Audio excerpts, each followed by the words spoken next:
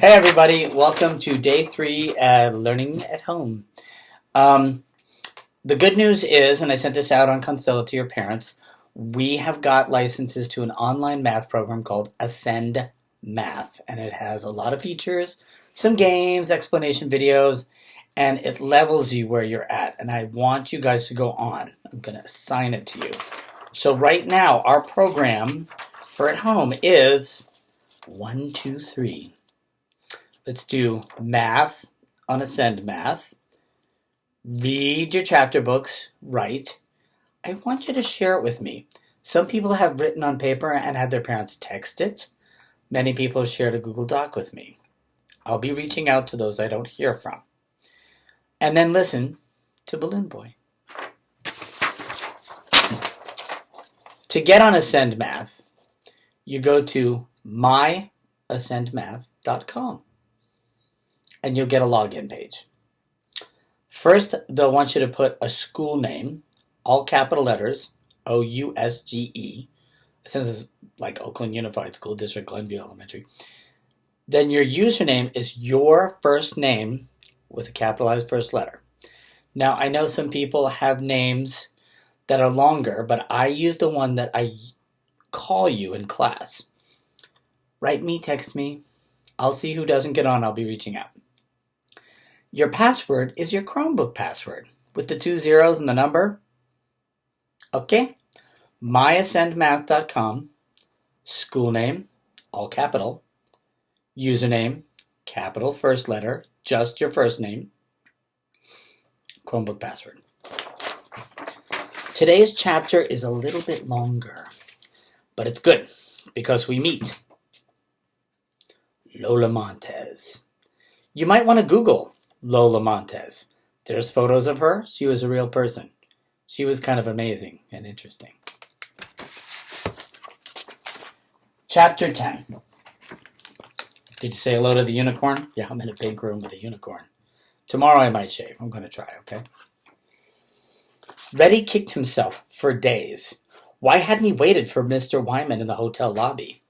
If he hadn't spoken with the agent before the fire, Lydia might be reunited with her brother by now. Instead, they were very far from finding him.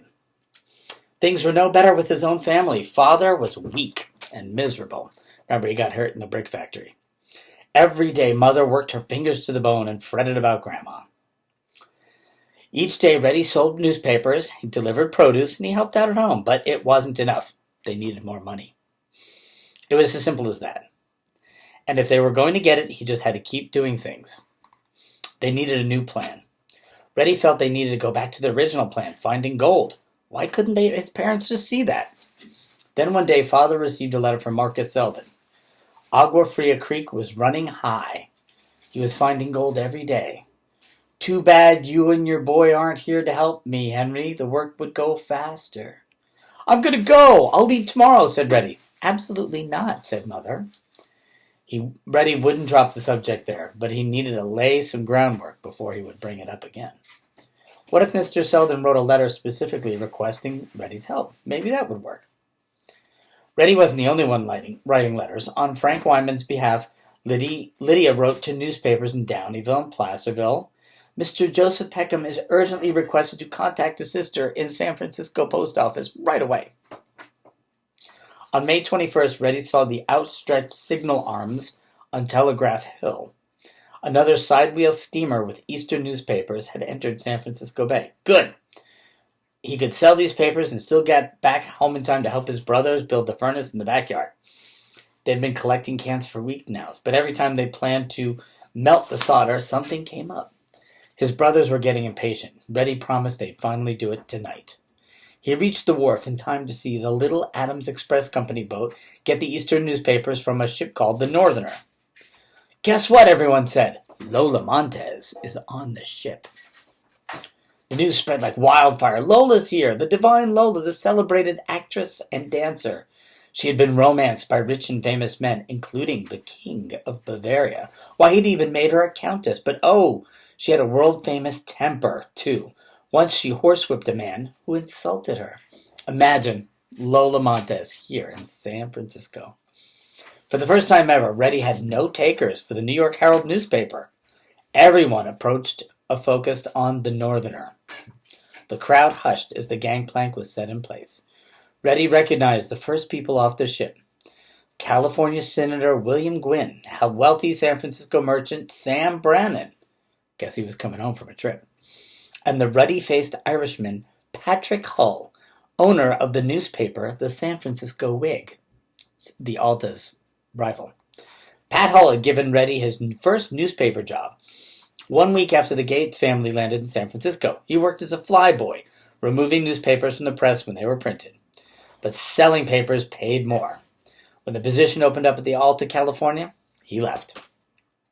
Mr. Hull strode confidently off the steamer, carrying a leather valise.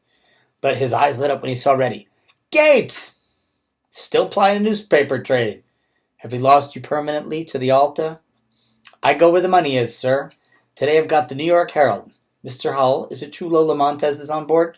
"True enough, my boy, and every man on the ship is in love with her. Watch that ramp. In a few minutes you'll see the most beautiful woman in the world walk down it." He said goodbye and parted down the ramp. The crowd gasped when a stunning woman dressed in black velvet appeared at the top of the gangway. Her dark hair framed a pale and delicate face, but there was nothing meek about her at all. She was straight.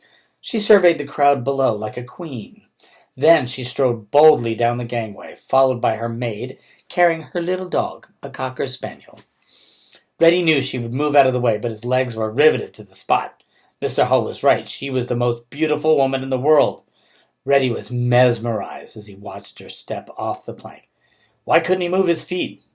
Lola's violet eyes twinkled. Mustering his composure, he took off his cap and he bowed. He took an orange from his pocket and he presented it to her with great fanfare. "Welcome to San Francisco, Countess."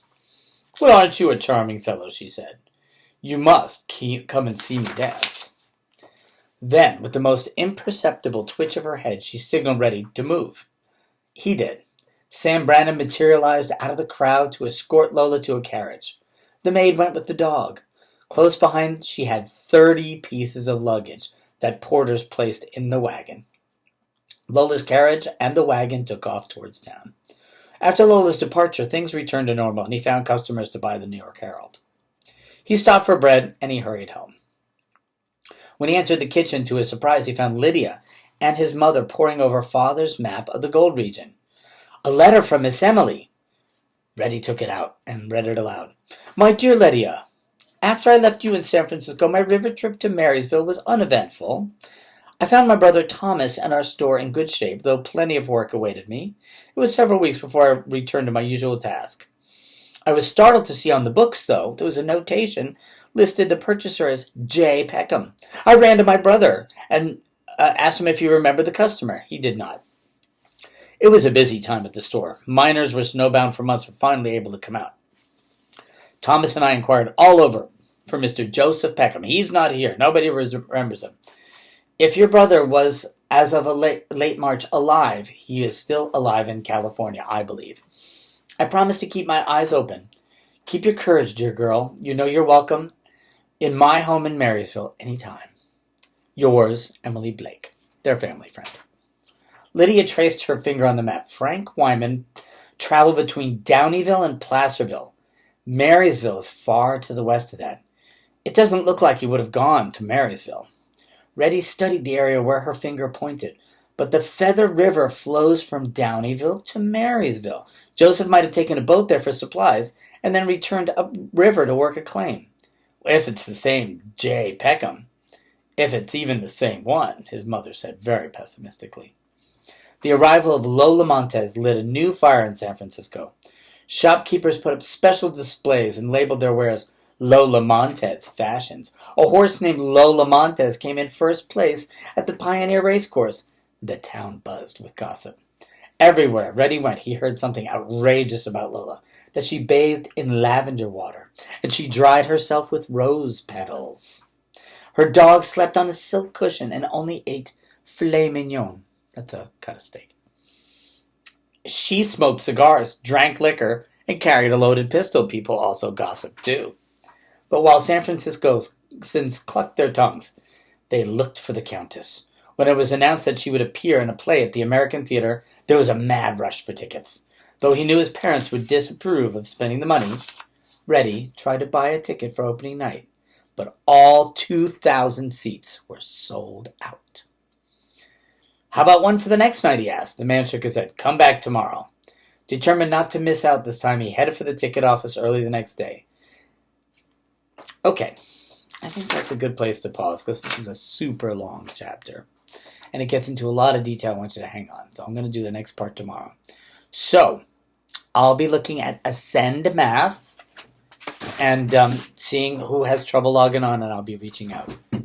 So, remember, as change happens, a lot of people can be very uncomfortable and nervous. You kids, as much as you can, try not to feed on that nervousness. Distract yourself with good things. And remember that everything is really going to be all right. Change can be difficult, but everything will really be okay. All right, guys? I look forward to talking to you tomorrow.